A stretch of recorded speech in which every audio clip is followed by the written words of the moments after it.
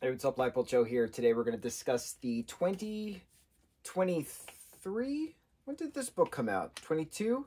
I didn't read it when it first came out. I wanted to savor May 2023. Okay, it came out a year ago because we're recording this May of 24. This came out May 2023, The Sun and the Star.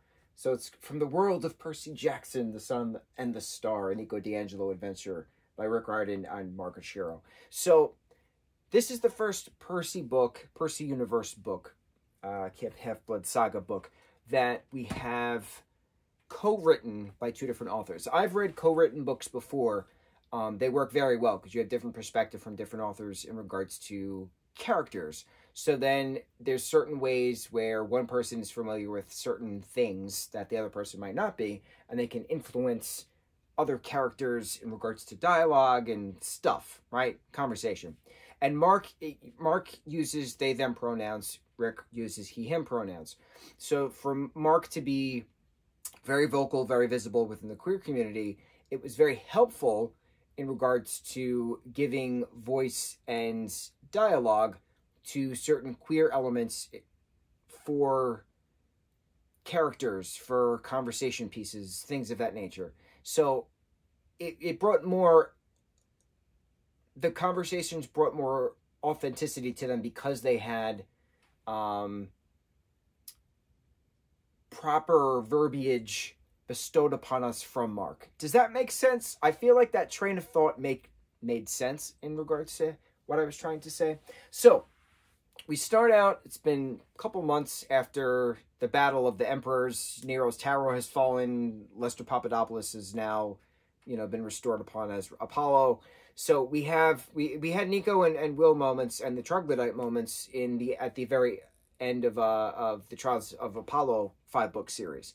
So then it was a matter, when they announced that they were going to be making this, when Uncle Rick announced that he was going to be making this and then co-writing it with Mark, I was like, bro, this is going to be insane. 462 pages long, a textbook in itself, plus a glossary.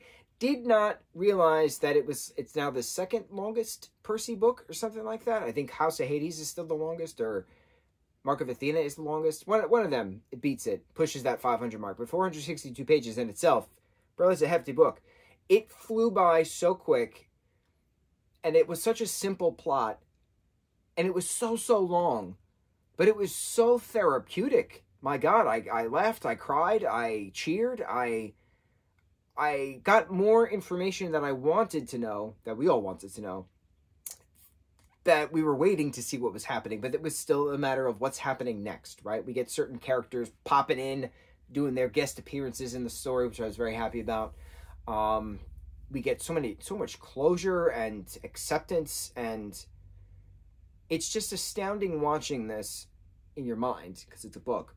And now that we have the Percy Jackson TV series, you have, a certain actor who plays Chiron. You have a certain actor who plays Dionysus. So you have these now visions of these characters and the voice of the characters saying the lines of Chiron and Mr. D saying certain things to Will and Nico before a quest and after the quest. And it's just funny having now the actual visual of these actors, how they would deliver the line, kind of a thing. I like it. Now, the story then is Will is given a prophecy, not Will, Nico's given a prophecy at the end of, the 5th Trials of Apollo book, which was called what? Tower of Nero? There we go. Nero, excuse me. And so, why does Will have to go, I keep saying Will, why does Nico have to go back to Tartarus? Who's calling out to him? Why does he have to listen? What's he going to leave in Tartarus behind? Stuff like that. Is he going to make a sacrifice? Stuff. Will obviously is going to be going with him to Tartarus. But what happens? How do you get there? Well, you have to have a conversation with Percy and Annabeth, obviously, because they're the only two demigods who went to Tartarus and survived. But the whole thing is that Bob the Titan, the old Titan Iapetus, I can't say his name, unfortunately. He fought Percy and Talia and somebody else in the River Leith back in a side story book, the Demigod Files, I believe it was, when they were trying to get the Sword of Hades. And Percy then renamed him Bob the Titan, and then Hades let him work in the palace, and then he helped Annabeth and Percy escape Tartarus, and, then Nyx eventually kidnapped him. So Nyx, the goddess of night, the primordial goddess that she is, has Bob trapped in Tartarus in this, rebirth pod thing, reincarnation pod, because anytime a monster dies, they go back to Tartarus where they come from. They regeneration pod, and then they eventually pop out of the pod, and then they're reborn, and they cause chaos again. So Bob is stuck in this infinite loop in this regeneration pod, because Nyx doesn't agree in change. She doesn't agree that you're born a certain way, and you're supposed to accept your nature and all of these things, that there's no reason that you should be changing, right? That's the whole purpose of Nyx being so and eventually, as Nico and Will travel through the doors of Orpheus in Central Park after meeting up with Sally Jackson, getting some cookies along the way, wonderful conversations, getting Kayla and Austin, Will's half siblings at Camp Half-Blood first, so we start in Camp Half-Blood, go to Manhattan, down the doors of Orpheus, stuff happens. Meet the troglodytes in the underworld. Stuff happens. Go to Menionis's cattle ranch she's doing for Hades, and stuff happens. And then Will and Nico meet up with Gorgoria, who's a nymph. I think she's a nymph. I think that's how they described her. Who then gives them a boat so they can travel the Acheron River of Pain through the underworld, careening down into Tartarus, down the waterfall, and then other stuff, right? Other things, fighting monsters, and eventually facing off against Nyx after they find little Bob, and then trying to, get the pod that Bob is in gone. And then Bob keeps referring to them as his son and star. And it's just like, what is the point of how does this work? Because the title, The Sun and the Star, makes no sense, right? Makes no sense, because the sun is a star. So why is the book called The Star and the Star, or The Sun and the Sun? Well, Bob keeps calling them the sun and the star. And then it's revealed via narration that Will is alluding all of the power of the sun, that his brightness is as bright as the sun. And how does a child of Apollo survive in the underworld? That was a wonderful conversation for all. The nightmares being thrown about throughout, all these wonderful things, dealing with stuff. And then Nico being described as having the power of all of these exploding stars, the red dwarf giants that are about to explode. So with Nico and Will working together, the brightness of the sun and the power of the brightness of the sun and the power of the red dwarf giant who's about to explode coming together to then work together, that's how then Bob is set free with the Stygian iron sword. It was a wonderful visualization of how the title works, because the sun is a star, but then it's referencing a red dwarf star. So it's not going to be called the sun and the red dwarf, which I thought would have been entertaining anyway, because Nico was referenced as a red dwarf, having the power of a red dwarf before it explodes. I liked it. But then Nyx being a black hole, and then all these different things, and then the purpose of the change conversation that Nyx was so adamant about not having is that you can't change. But in actuality, you're supposed to change. Without you changing, there's not going to be any growth. There's not going to be evolution. You're not going to learn anything. You're just going to dwell and dwindle and die. And that was the point of this. And that's what the point of Nyx taking out all of Nico's demons and making them literal 15 demons called cacodemons. His strife, his guilt, his pain, his suffering, his regret, all of these things in regards to his sister, his mom, Jason, all of these things, right? All of these things being brought about in actual physical representations that then they renamed the Cocoa Puffs. And just, it was a whole running joke throughout the rest of the end of the film. It's a film in my mind. The book, Nico and the Cocoa Puffs. Wonderful. Absolutely wonderful. I want some Cocoa Puffs now because of it. But it was a very interesting conversation then as well, having an actual visualization, physical, tactile visualization of your demons. Walking around with your demons. Strolling around with your demons that are now technically your children. How does this work? 15-year-old Nico has children. 15 children. 15-year-old with 15 children. Very interesting. So we have a wonderful moment of Persephone and Will. There's a gorgeous moment of Hades, Nico, and then Ghost Bianca, Ghost Maria.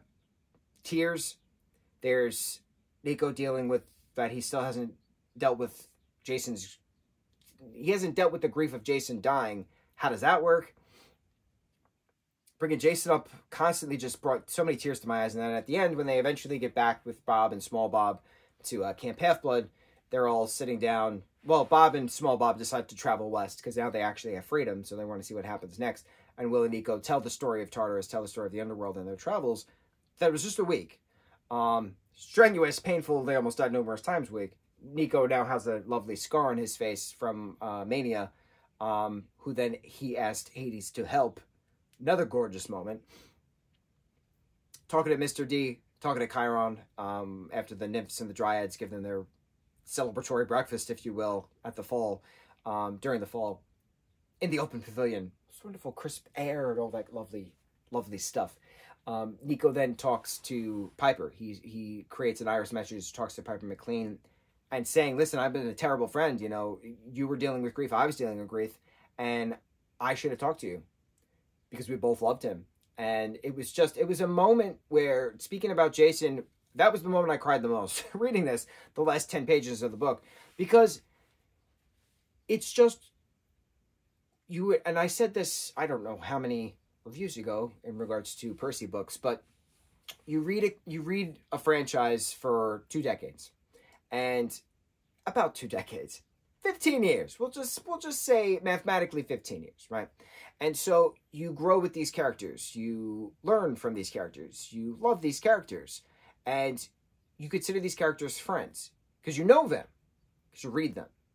And Jason dies in the Trials of Apollo, and it just is a ripple effect that I didn't think would still be transpired all of these books later. It's just,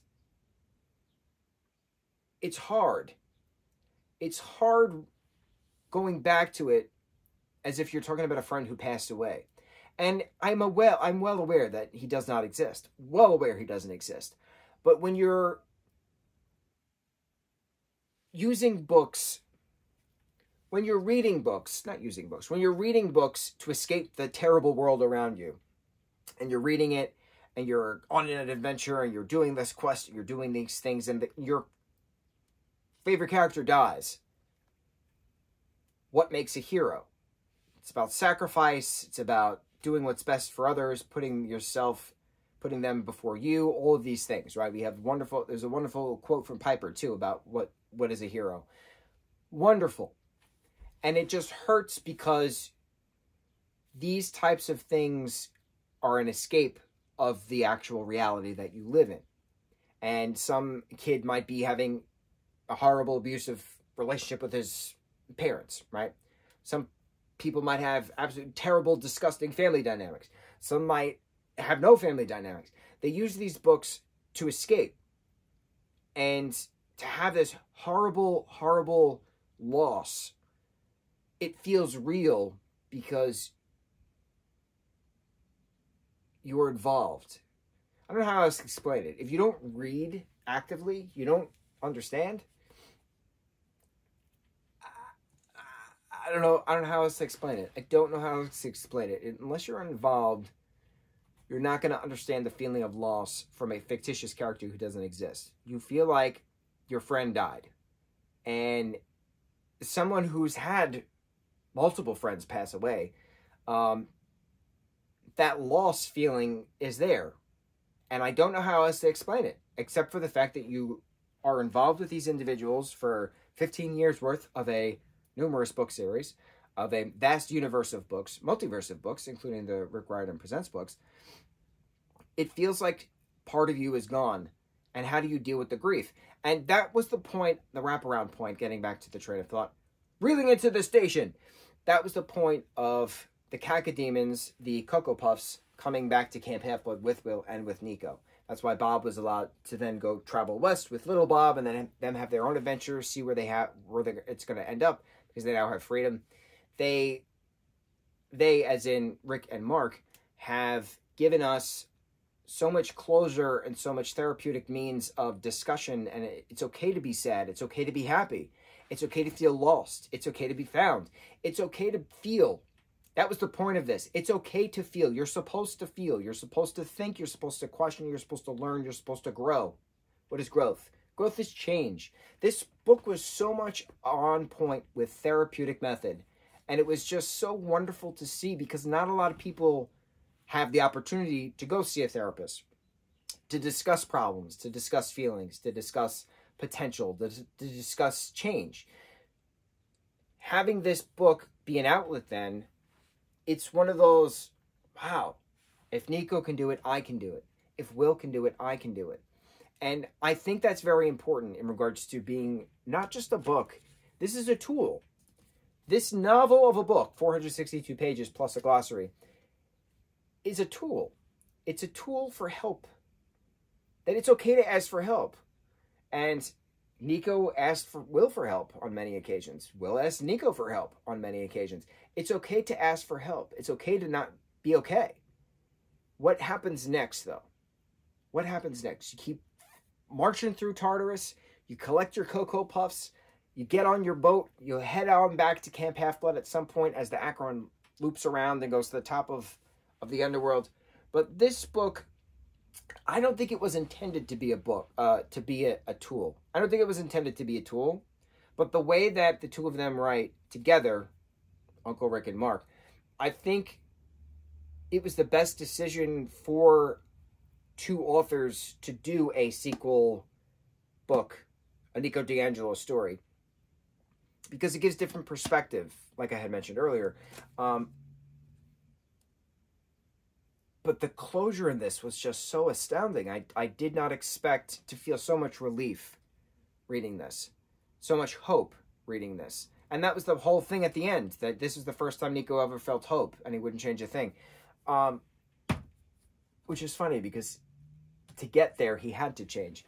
But that's the benefit of what happens next. You know, they're demigods. They always live in fear. They always live in what new chaos is going to start up and things of that nature, right? But at the present moment of the two of them laying in bed together in the Apollo cabin with the 15 Cocoa Puffs surrounding them, all of them just snoozing and napping the day away, Nico is filled with hope. And it was the first time he ever felt that. And how do you harness that feeling for the next adventure? I'm very excited to see what happens next, because eventually, at some point, we're going to have a what happens next, and it's going to be awesome. But I'm always blown away with an Uncle Rick book, especially within the Percyverse. I did not expect to be moved as much as I was with this book, and I have the benefit of thanking both Mark and Rick for that opportunity, in regards to the closure, in regards to acceptance. Everybody wants to feel loved. Everybody wants to feel accepted. There's a line from Wedding Singer, but sometimes I want someone to hold me tight and promise me that everything will be all right. And Nico pretty much does that without singing as Robbie Hart. But he could definitely play a Robbie Hart character in a Camp Half-Blood Presents The Wedding Singer, the musical. Would be hysterical. Absolutely hysterical. That's, yeah. The Sun and the Star, or as I like to call it, The Sun and the Red Dwarf. I want all books to be this way. I want all books to elicit such hope. And it's okay not to be okay. And you're allowed to question. You're allowed to ask for help.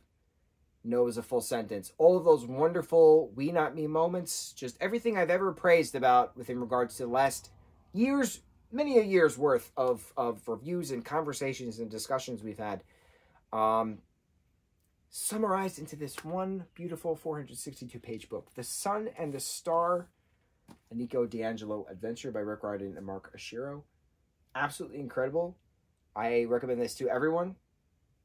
Especially if you have not read any other Percy book. You don't even need to read any other Percy book. These are just, they wrap up certain things so well. You should definitely read the other 30 books before this. Because this feels like one of those like pinnacle final moments. But then it's the end of a chapter, and then what happens next. So I'm very excited to see what happens next. Next we have up The Chalice of the Gods. Percy Jackson and the Olympians, The Chalice of the Gods. which is the 6th Percy Jackson book, technically, which also came out in 23, but this trilogy that Uncle Rick had started is now in regards to Percy getting recommendation letters from gods to get into the college at New Rome Academy, like Camp Jupiter, with Annabeth. So it's the adventure of him, Annabeth, and Grover doing their original trilogy stuff to then get to college, which is funny because we know that this happens, you know, kind of in between-ish Trials of Apollo, right before Trials of Apollo-ish. I want to get the proper timeline actually on that, because I know that they're in university. They're at the college during the beginning of this book, The Sun and the Star, because Nico does an iris message and he talks to them with Will, which is very wonderful in general. Rachel Dare in this as well. It's just, bro, so many things happen in this. I love it. Absolutely love it. So we're going to read more Percy books, but I want future Percy books as well. What happens next? What happens when Percy and Annabeth graduate college? What happens when Nico and Will get to the age of going to college? Will they go to that same university? Many of things. Doors are endlessly wide open. And also, what's up with Frank and Hazel? I want to know what's up with Frank and Hazel. What's up with Leo? I don't know what's up with Leo. What's everybody else doing in their various adventures and things? Sun and the Star, 2023. Awesome book. On to the next review.